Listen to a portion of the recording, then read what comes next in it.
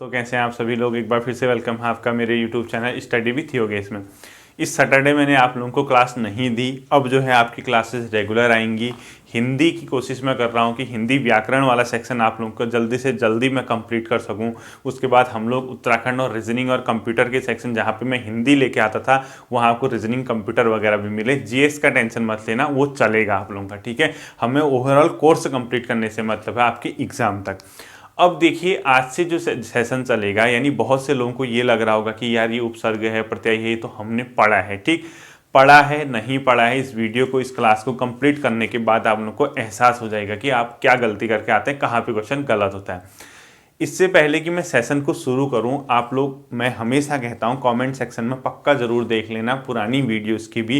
कहीं पे अगर मिस्टेक अगर होती है तो मैं उसको कमेंट पिन कर लेता हूं, वहीं पे आप लोग देखेंगे, उसको सही करेंगे, ठीक है। देखिए आज के सेशन की मैं शुरुआत करता हूँ। इससे पहले कि मैं उपसर्ग आप लोगों को समझाऊँ, उपसर्ग और प्रत्यय जो होते हैं इंग्लिश में सफिक्स प्रीफिक्स आप लोगों ने सुने होंगे, उसी से संबंधित है, ठीक है। देखिए सबसे पहले आप ये चीज़ लिख लीजिए, इस क्वेश्चन को लिख लीजिए इस फॉर्मेट में, फिर मैं आपको समझाता हूं। देखिए क्वेश्चन क्या है, उपसर्ग से बना शब्द नहीं है, यानी ये चार ऑप्शन आपको दिए हुए हैं, इसमें ये पूछ रहा है कि कौन सा शब्द उपसर्ग से नहीं बना है, ठीक है। पहला लिख लीजिए कपूत, दूसरा लिख लीजिए असत्य, तीसरा लिख लीजिए दुकान, चौथा लिख लीजिए परिभ्रमण, ठीक है। पहला क्वेश्चन क्या लिखेंगे, उपसर्ग से कौन सा शब्द नहीं बना है। दूसरा क्वेश्चन लिख लीजिए उपसर्ग से कौन सा शब्द नहीं बना है, दूसरा भी ऑप्शन है कुमाता, ऑप्शन है कुलीन, ऑप्शन है कुपुत्र, ऑप्शन है अज्ञान, ठीक है, अज्ञान, ठीक।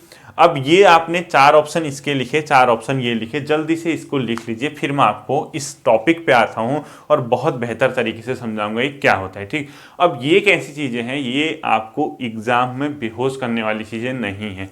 ये कब आप लोग बेहोश होते हैं, एग्जाम में आप घर से मान के चलते हैं आपका उपसर्ग क्वेश्चन 1 मार्क से मिलेगा, आप पेपर में जाते हैं तब भी आप टिक मार के चलते हैं, ये मानते हैं एग्जाम में 1 नंबर मिलेगा। जब घर आते हैं आंसर मिलाने लगते हैं अपने दोस्तों से, किताबों से, थोड़ा थोड़ा आपका दिमाग क्या होने लग जाता है, खराब होने लग जाता है। और जब वो आंसर की आते हैं आप कंप्लीटली बेहोश हो जाते हैं, क्योंकि आप जो समझते थे वो तो आंसर था ही नहीं, ठीक। इसीलिए मैं ये कह रहा हूँ कि आप लोग यहाँ गलती मत करना है। इसको कैसे समझना है, क्या करना है, मैं आपको बताऊँगा। हिंदी ग्रामर की आपके पास एक किताब होनी चाहिए, साथ ही साथ उस किताब से भी आप इसको तैयार कर लेंगे, ठीक है। भले ही ये जो उपसर्ग और प्रत्यय वाली सीरीज है 2 या 3 वीडियोज इसमें आएंगी और कंप्लीट करेंगे, और ये मान के चलना एग्जाम में क्वेश्चन फिर गलत नहीं होगा। देखिए पहला है उपसर्ग से बना शब्द कौन सा नहीं है। दिमाग में जितने भी लोग इस वीडियोस को देख रहे हैं, आप ये बताइए कि आपने आंसर क्या मारा है, खुद अपने आप से पूछिए। क्या आप कपूत मार रहे हैं, क्या आप असत्य मान रहे हैं, क्या दुकान या परिभ्रमण। आप लोग यहाँ कंफ्यूज हो गएंगे, यार किस में होता है, ठीक है। अभी मैं उपसर्ग क्या होता है ये नहीं पढ़ा रखा है, ठीक। जो नए लोग हैं जिसने हिंदी पहली बार समझ रहे हैं वो अभी टेंशन मत लो, सिर्फ ये समझो कि क्या है। आप लोगों ने कॉपी पे नोट कर लिया होगा, दूसरा भी, ठीक है। अब पहले वाले का आंसर है दुकान।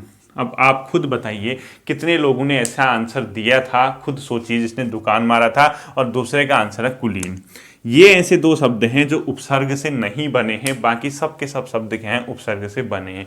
अब ये क्यों था, कैसे था, इसकी ओर हम लोग अभी आते हैं, ठीक है। अब सबसे पहले आप लोग क्या करेंगे, उपसर्ग की हेडिंग डालेंगे, उपसर्ग होता क्या है ये नोट कर लिया होगा, और मैं आपको फिर इसी चीज़ पे आऊँगा कि ये कैसे होता है, ठीक है।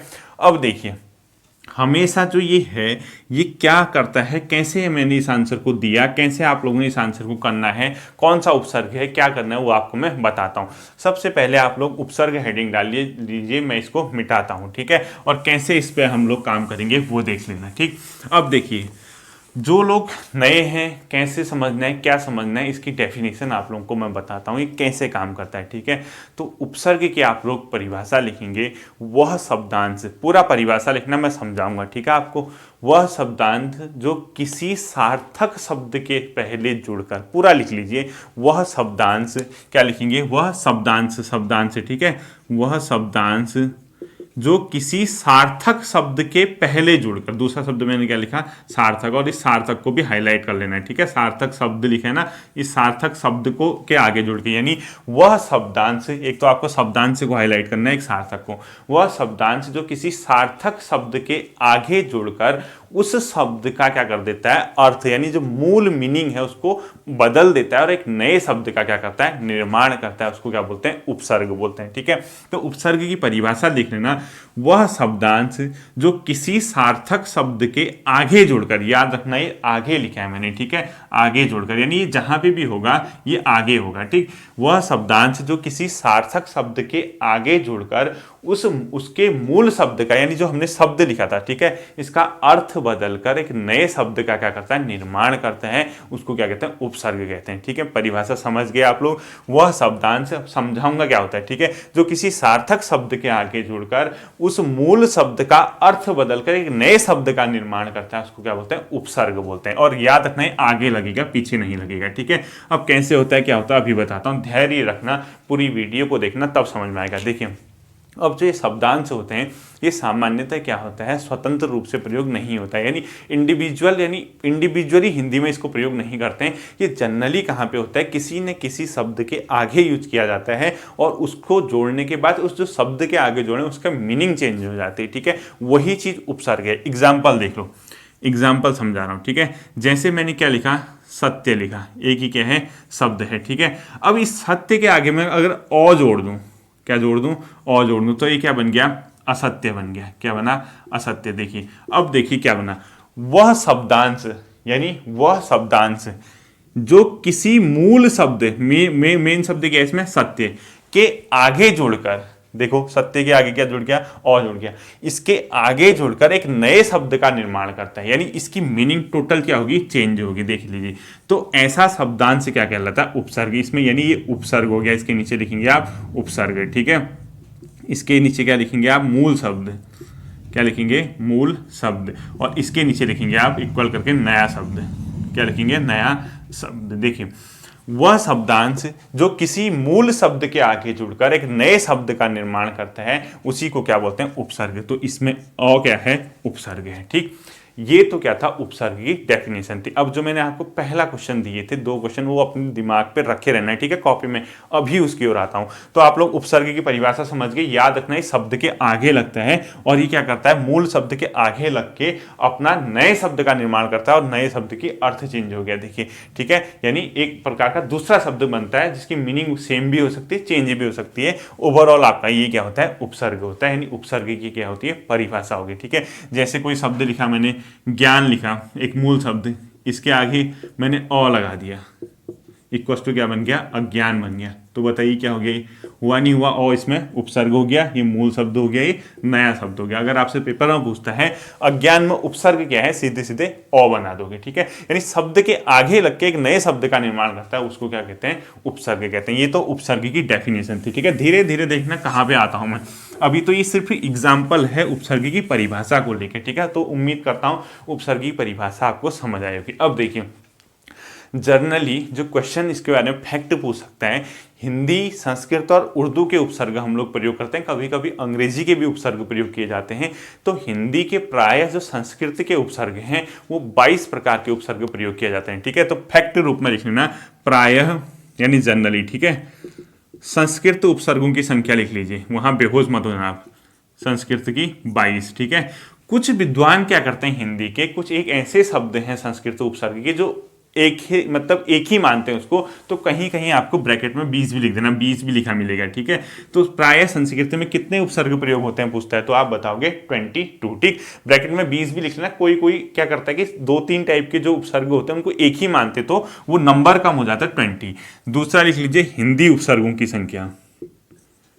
ठीक, अब जो हिंदी उपसर्ग हैं वो सामान्यतः 13 है, कितने, 13, और कहीं कहीं वो 1-2 चीज को कॉमन मान देता है, तो कहीं 10 भी लिखा होगा। ठीक है, तो हिंदी में उपसर्ग प्रायः 13 लिख लीजिए, ब्रैकेट में 10 भी लिख लेना। इस कहीं कहीं किताबों में आपको 10 भी दिखेगा। ठीक है, जो भी ऑप्शन आएगा आपका। और तीसरा जो आता है उर्दू, उर्दू को क्या कहते हैं, फारसी भी कहेगा। ठीक है, उर्दू वाले। ठीक, उर्दू को जैसे फारसी वगैरह जो शब्द होते हैं, यानी अरबी फारसी भी लिखा होगा, इसको अरबी फारसी भी कर देना आप, अरबी प्लस फारसी। ठीक, ये जो होता है उर्दू वाले, इनके जो नंबर होता है इसको 19 भी आप लोग करेंगे और साथ ही साथ 14 भी करेंगे। ठीक है, सामान्यतः 19 होते हैं, मतलब 19 होते हैं, लेकिन कुछ ऐसे उर्दू शब्द होते हैं जब बहुत ज़्यादा प्रयोग नहीं किए जाते उर्दू उपसर्ग, तो कहीं कहीं आपको 14 ही लिखा मिलेगा। ठीक है, 14 भी लिख देना इसको। ये आपकी क्या होगी, इनका नंबर होता है जो भी ऑप्शन आएगा। संस्कृत उपसर्गों की संख्या 22, हिंदी उपसर्ग 13, कहीं 10 भी लिखा होगा, ठीक है। उर्दू में उपसर्ग 19। अब ये नंबर इसलिए चेंज होता है कि हिंदी के अलग अलग जो विद्वान हैं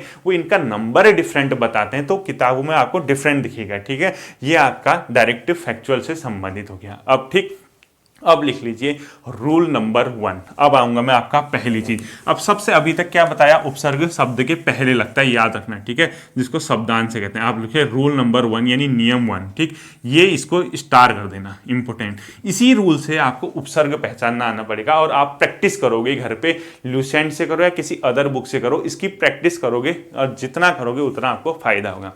अब रूल क्या है, जो उपसर्ग विधि से जब कोई नए शब्द को हम बनाते हैं, यानी कभी भी उपसर्ग का प्रयोग करते हैं, यानी किसी मूल शब्द के आगे कोई नया अगर हम शब्दांश जोड़ते हैं जिसको आप उपसर्ग बोलते हैं, तो उपसर्ग विधि से जो भी आपका नया शब्द बनेगा, यानी न्यू जो वर्ड बन रहा है, उसका अर्थ जो होगा वो जो उपसर्ग लगा है और जो मूल शब्द लगा है उनके लगभग लगभग सिमिलर होता है, यानी उनकी जो मीनिंग होती है लगभग लगभग क्या होती है, सिमिलर होती है। अब कहने का अर्थ है, आप सीधे सीधे रूल लिख लीजिए, प्रायः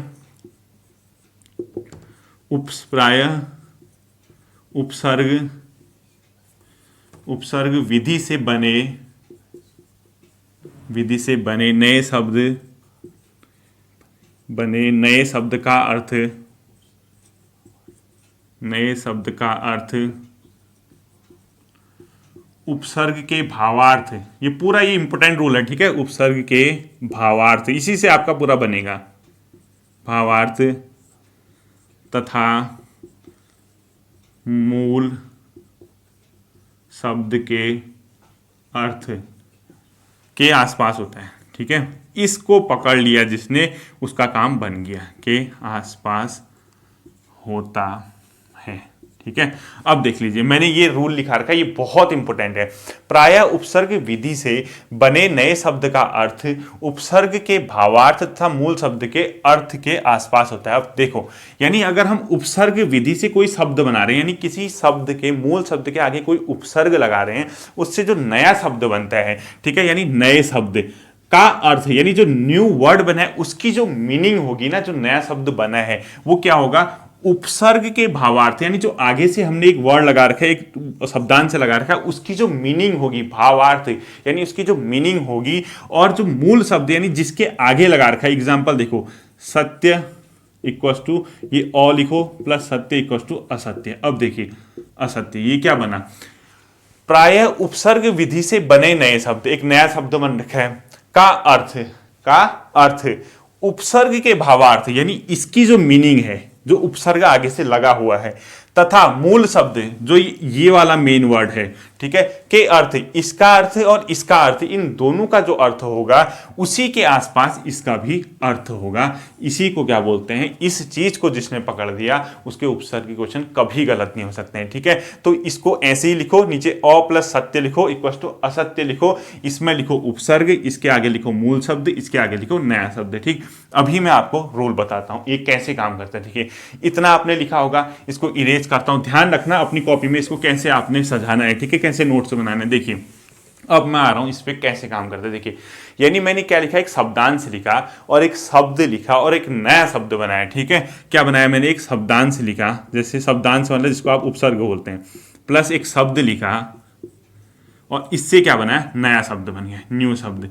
तो मैंने ये कहा आप लोगों से कि जो उपसर्ग से लगा बना शब्द है, इससे, इस मूल शब्द, ये जिसको मूल बोलते हैं, इनसे और इसका जो मीनिंग होगा वो कहीं ना कहीं इसी के आसपास होगा, यानी जो न्यू वर्ड बना है। अब आइए आप लोग सीधे सीधे पहले एग्जाम्पल में, ठीक। वहां क्या लिखा था मैंने, एक कपूत, ठीक है। ये क्या था, किस से मिलके बनेगा, बताइए, खुद बताइए। जो आपका उपसर्ग था, दूसरा लिखा था दुकान, ठीक, जिसमें मैंने कहा था दुकान नहीं है। जो भी ऑप्शन थे आप लोग देखना, ठीक है। ये देखिए, अब इस रूल को याद कीजिए जो मैंने अभी लिखा रखा है। क्या कहा मैंने, जो उपसर्ग विधि से कोई नया शब्द बनता है तो उसका जो अर्थ होगा वो उपसर्ग प्लस मूल शब्द के मीनिंग, दोनों को मीनिंग करके उसके इक्वल होगा, ठीक है। अब देखिए, एक पहले कपूत दुकान, एक यहां पे लिख लेता हूं प्लस सत्य इक्वल टू असत्य, ठीक। अब देखिए यहां सत्य मतलब क्या होता है? सच, यानी जो सच बोलता है, यानी जो सही चीज है उसको सत्य बोलते हैं। पहली चीज, यानी मूल शब्द का क्या अर्थ है, इसको मिटा रहा हूं, ठीक है। मूल शब्द का अर्थ बताइए क्या है? सच है, यानी सत्य है, ठीक। और इसके आगे अ लगा है, ये जो होता है नेगेटिव सेंस में यूज होता है, यानी नकारात्मकता के लिए यूज होता है, यानी जो नेगेटिव थिंग होती है उसके लिए। अब आप कहोगे सर हम ये कैसे पकड़ेंगे? वो आऊंगा, मैं अभी बताऊंगा, अभी हमारी स्टार्टिंग है, इस चैप्टर को खत्म करने होने दो, फिर कहना नहीं आया। ओ का मतलब है ये नेगेटिव सेंस में यूज हो रहा है, ठीक है।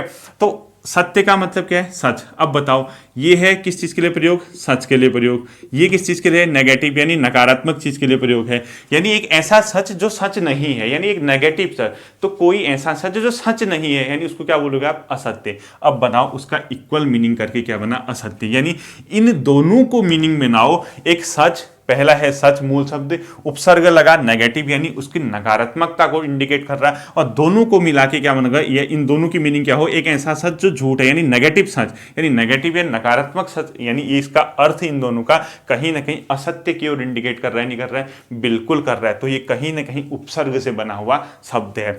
दूसरा ऑप्शन कपूत। कपूत क्या होगा? क प्लस पूत, ठीक है। कौ क्या है? पूत मतलब पुत्र से संबंधित है, ठीक है। कपूत किसको कहते हैं अभी बताता हूं। इस कौ का अर्थ भी नेगेटिव यानी नकारात्मकता संबंधित है, नीच से संबंधित है, नीचे गिरे हुए से, लघु से, छोटे से, यानी एक नेगेटिव सेंस में इस कौ को यूज किया जाता है। अब आप कहोगे सर हम कितने रटेंगे? आप अपने हिसाब से, कभी कौ को नेगेटिव, कभी अ को, वो आने दो। हिंदी उपसर्ग के नंबर आएंगे, संस्कृत उपसर्ग के नंबर आएंगे, ठीक है। तो पूत का मतलब पुत्र, यानी एक ऐसा पुत्र जो नकारात्मक है, यानी नेगेटिव है, यानी जो नेगेटिव सेंस में हम यूज कर रहे हैं, जो किसी काम का पुत्र नहीं है, यानी किसी काम के पुत्र न होने को ही हम क्या बोलते हैं? कपूत बोलते हैं। अब आप लोग हिंदी में बताइए कपूत किसको कहते हैं? जो बेकार का पुत्र होता है, जो किसी काम का नहीं होता है, ठीक है। इसीलिए उपसर्ग से बना हुआ है। अब आता है आपका दुकान। दू का अर्थ होता है दो से संबंधित। किससे संबंधित? दो से संबंधित होता है, ठीक। अब आप कहोगे सर दू कैसे दो कह दे रहे हो आप? मैं कह रहा हूं कि चैप्टर को खत्म होने दो, हिंदी, संस्कृत और उर्दू आपके उपसर्ग को बताने दो, फिर आपके सब समझ आ जाएगा। मैं अभी सिर्फ बेसिक बता रहा हूं, ठीक है।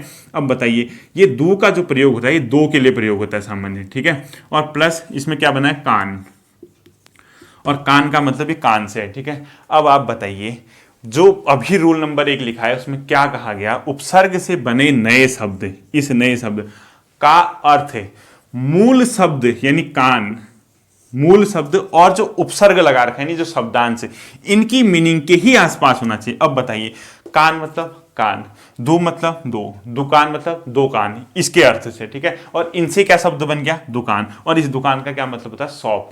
अब बताइए क्या इन दोनों का अर्थ, इन दोनों के सिमिलर जो मिला के अर्थ बन रहा है? दुकान मतलब दुकान, और इस दुकान का नॉर्मली अर्थ क्या होता है? शॉप से होता है। क्या इन दोनों का मीनिंग आपको इससे कहीं तक थोड़ा भी मैच कर रहा? नहीं कर रहा। इसीलिए आपका दुकान जो था उपसर्ग से नहीं बना था। अब एग्जाम में जाके बेहोश मत होना, पहले कह रहा हूं इस दुकान को आप लोग सही कर लेना कि कैसे। और एक और एग्जाम्पल मैंने इसी में आप लोगों को समझाया था, एक जगह दुकान दिया था और दूसरे में मैंने कहा था कुलीन इसका आंसर नहीं है। देखिए कुलीन, ठीक है। कुलीन किससे बनेगा? कु प्लस लीन, ठीक है। अब लीन मतलब क्या होता है? जो भक्ति में लीन होता है, जो मगन रहता है, उसको तो लीन बोलते हैं। अब कु मतलब किसके लिए होता है? नेगेटिव सेंस के लिए, ठीक है। अब बताइए कोई एक नेगेटिव सेंस के लिए या जिसके लिए भी होता है। अब ये कुलीन का, इस कुलीन का क्या अर्थ होता है? इस कुलीन का होता है जो उच्च वर्गीय होता है, जो उच्च वर्ग में पैदा हुआ होता है, जो हायर क्लास में पैदा होता है, उसको बोलते हैं इलाइट वर्ग, जिसको आप लोग कहते हैं, ठीक है, कुलीन। अब इस कुलीन और इस कुलीन का कहीं अर्थ मिल रहा है आपको? ये लीन है मगन, मग्न रहता है जो, और इस कुलीन का अर्थ है जो हायर क्लास में पैदा होता है, यानी हायर क्लास यानी सोसाइटी के हायर वर्ग से संबंधित होता है। तो इन दोनों का कहीं से कहीं भी, इन दोनों का जो मीनिंग है, इनको संयुक्त ज्वाइंट करके इनकी मीनिंग इसके कहीं भी इक्विवेलेंट नहीं है। तो कुलीन शब्द कहीं से कहीं तक भी उपसर्ग से नहीं बना था। उम्मीद करता हूं इतना आपके समझ आया होगा। आगे आप लोग देखिए क्या होता है।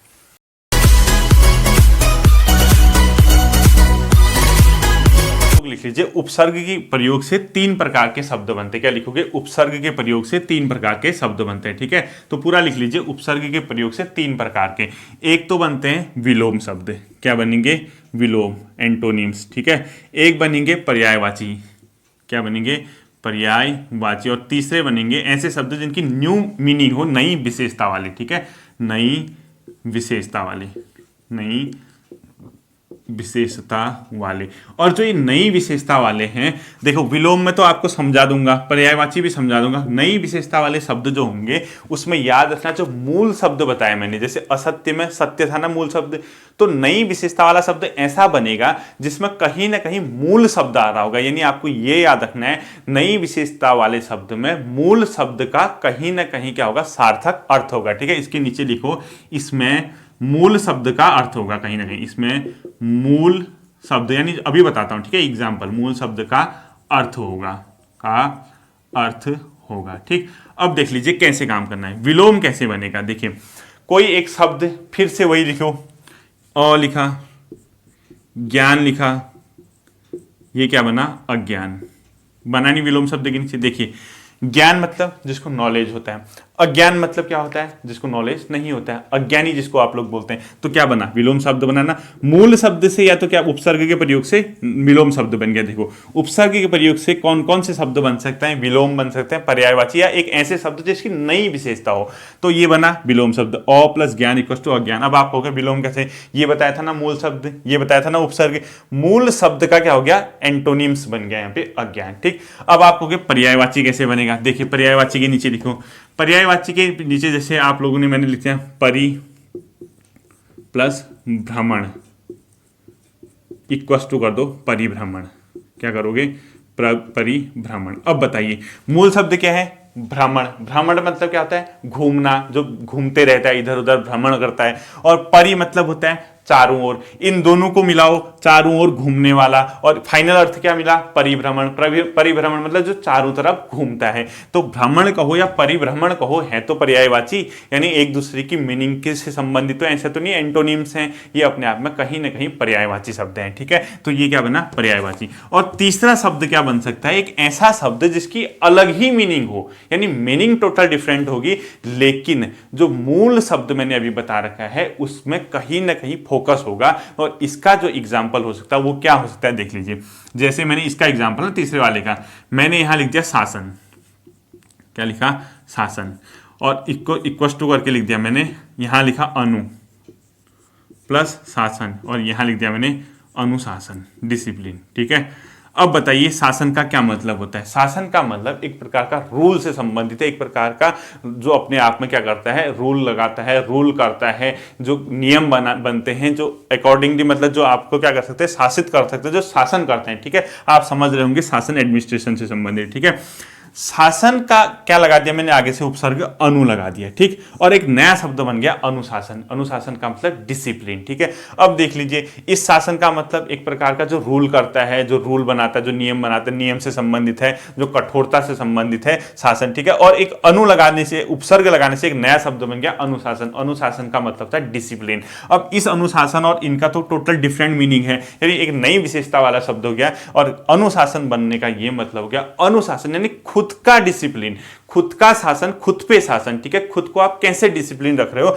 एक अनुशासन होना चाहिए कहते हैं। तो इस शासन की यहां भी वही मीनिंग है। ये शासन ऊपर वाला जो था वो कहीं पे भी प्रयोग किया जा सकता था, जनरल वे में प्रयोग किया जा सकता था, लेकिन अनु लगाते ही एक नई विशेषता वाला बना जो खुद के लिए प्रयोग हो रहा है, वहां पे भी शासन क्या है, यानी मूल शब्द जो है इसका अर्थ सार्थक है, यानी शासन यहां पे भी है, लेकिन अनु का मतलब अब खुद के लिए प्रयोग किया गया है। ठीक है, तो ऐसे आप लोगों के तीन प्रकार के इसमें शब्द बनते हैं। और उपसर्ग से याद रखना, कभी कभी जो संधि के शब्द होते हैं या समास के शब्द होते हैं उसमें भी इस टाइप के रूल लगते हैं। तो एक नोट करके लिख लीजिए, संधि प्लस समास भी उपसर्ग की तरह ही प्रयोग किए जाते हैं, उपसर्ग के रूल उसमें भी लगते हैं। ठीक है, अगला हेडिंग आप लोग लिखिए, हिंदी में प्रयुक्त उपसर्ग।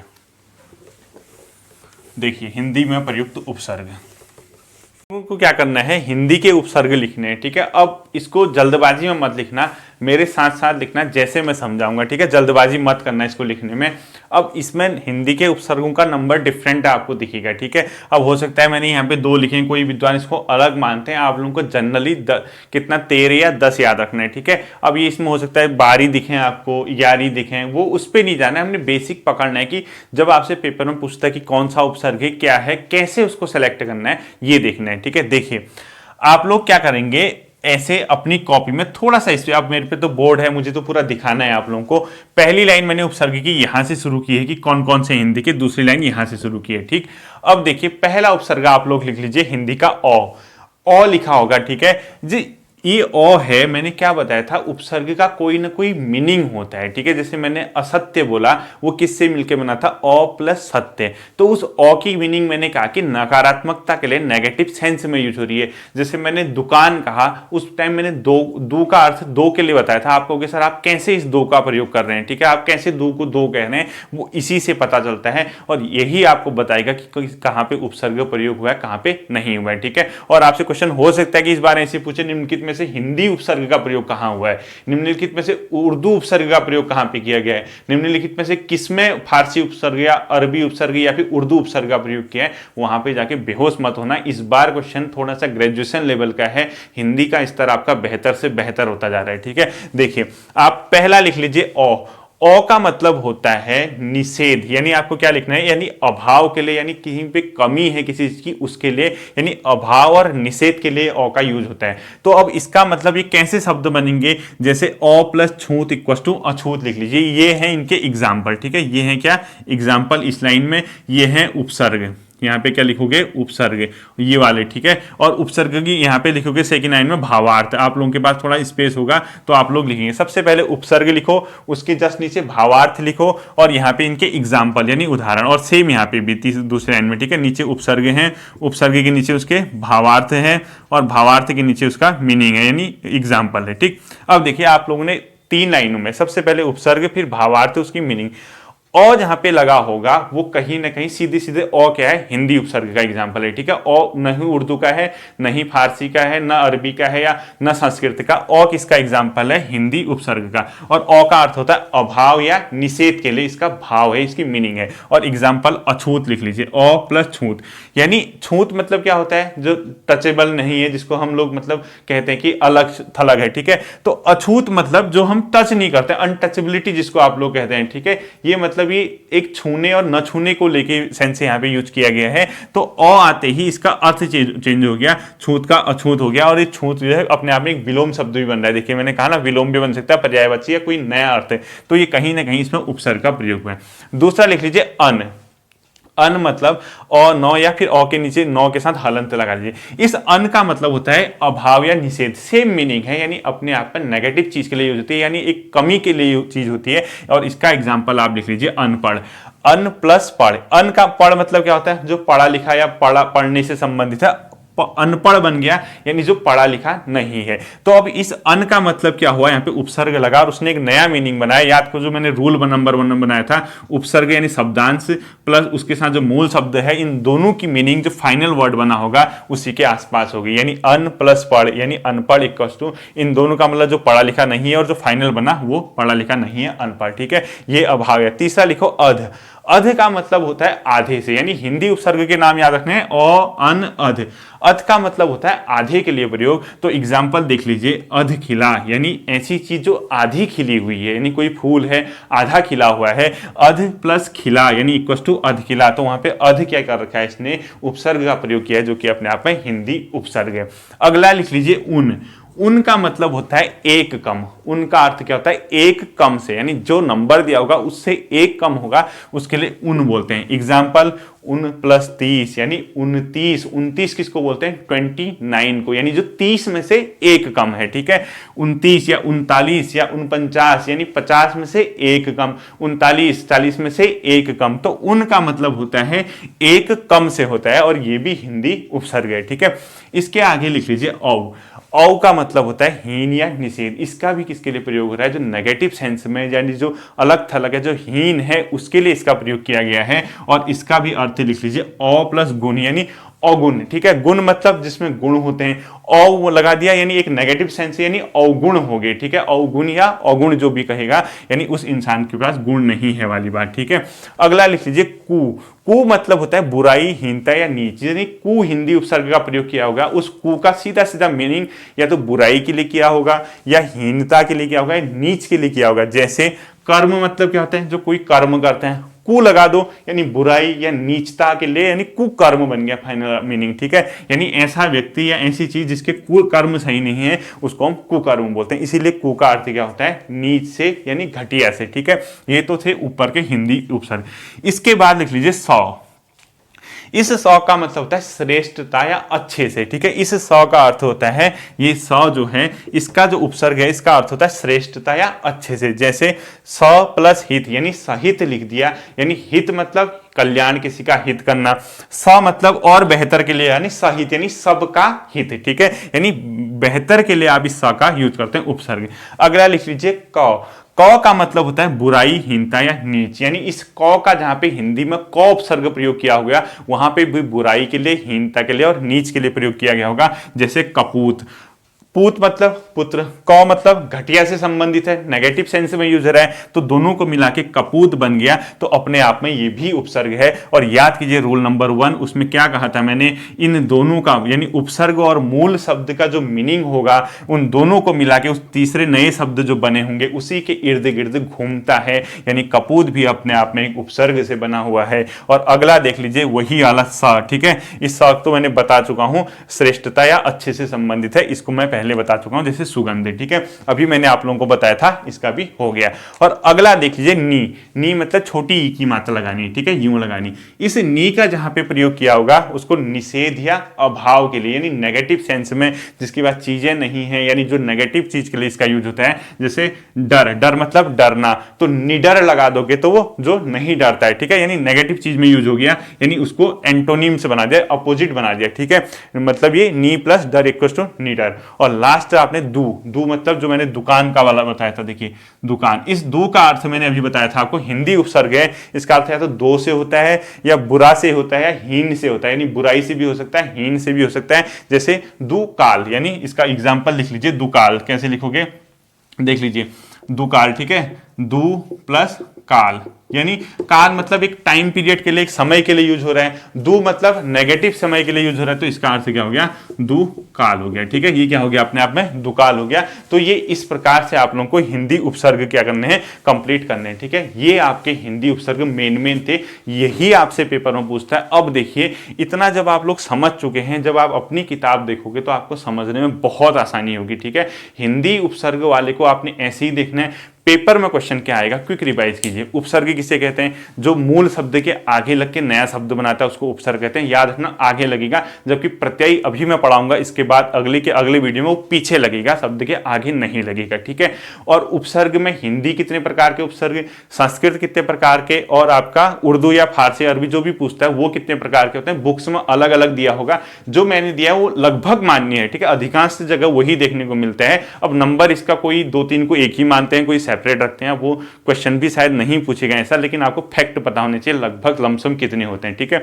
उसके बाद जब मैंने आपको रूल बताया, मैंने ये कहा आप लोगों से जो मीनिंग होती है उपसर्ग यानी शब्दांश का जो अर्थ होता है, जो मूल शब्द का अर्थ होता है, दोनों को इक्वल करोगे, जो नया शब्द बनेगा उसी के इर्द गिर्द घूमेगा, ठीक। अगली चीज मैंने आपको ये बताई कि उपसर्ग वाला कौन सा शब्द उपसर्ग से बना है, कौन सा नहीं बना है, उसमें ये रूल काम आएगा। जैसे मैंने एग्जाम्पल दिया, कपूत दिया, कुपोषण दिया, दुकान दिया, वहां कहां उपसर्ग है कहां नहीं है, ये आपको पकड़ना आना चाहिए, ठीक है। अगली चीज मैंने आपको बताई, इससे विलोम शब्द भी बनते हैं, इससे आपके पर्यायवाची शब्द भी बनते हैं, और इसके अलावा एक ऐसे शब्द भी बनते हैं जिसके नई मीनिंग होती है इन दोनों को मिलाने के बाद, ठीक। और साथ ही साथ समास और संधि में भी इसका क्या किया जाता है, प्रयोग किया जाता है। उपसर्ग रूल समास और संधि में भी लगते हैं, ठीक है। कैसे लगते हैं समास और संधि में, एक एग्जाम्पल देख लीजिए फटाफट, आज के सेशन की खत्म करता हूं, ठीक है। जैसे हिम प्लस आलय इक्वल्स टू हिमालय, ये एक संधि है, ठीक है, कौन सी, दीर्घ संधि।